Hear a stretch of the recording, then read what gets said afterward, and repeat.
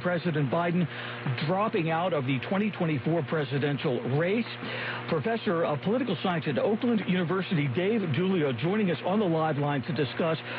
Professor Giulio, first of all, thanks for coming on with the short notice. This was, at the same time, it was a surprise. It really also wasn't a surprise, if you know what I mean. I wonder what your first reaction was to this news, Professor. Well, good afternoon. Thanks for having me.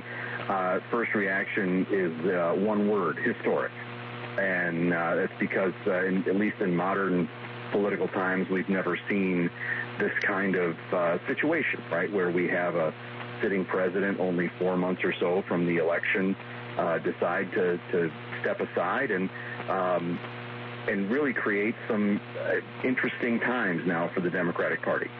Why do you think it is that Mr. Biden, President Biden, didn't endorse Vice President Kamala Harris immediately in the initial statement? Well, I think that was to try and set the stage, right? I mean, he was responding, and then let's be honest, right? I mean, he did not go willingly. I think it's fair to say that there was great pressure coming from all sides of the Democratic Party to get him to pass the torch, as some have said. So I think they wanted to focus on the fact that he was going to do that, going to step aside, and then quickly follow it up with that endorsement of the sitting vice president. Right. To be clear, he has done that, just not in the initial statement.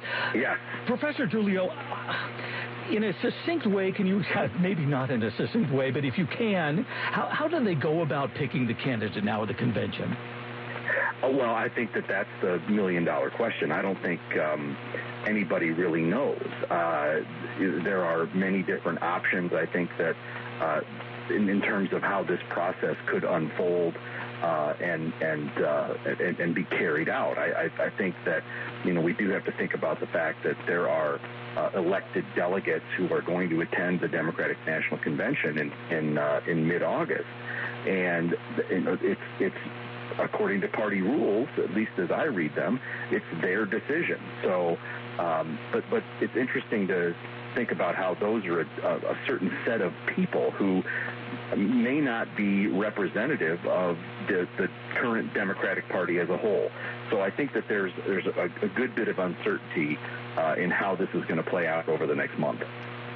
To just follow up on that question, and in 30 seconds, if you can, give us some names. Who should we look for?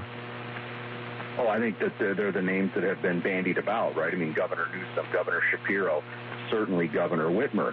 However, I think the endorsement from the president of Vice President Harris is a big deal. And it might be that now the jockeying isn't to be at the top of the ticket, but for that vice presidential slot. Professor of Political Science at Oakland University, Dave Giulio. We'll have you on again real soon concerning this and related matters. Professor, thanks for taking the time today. Sure thing. Tings for having me. WWJ News on 2.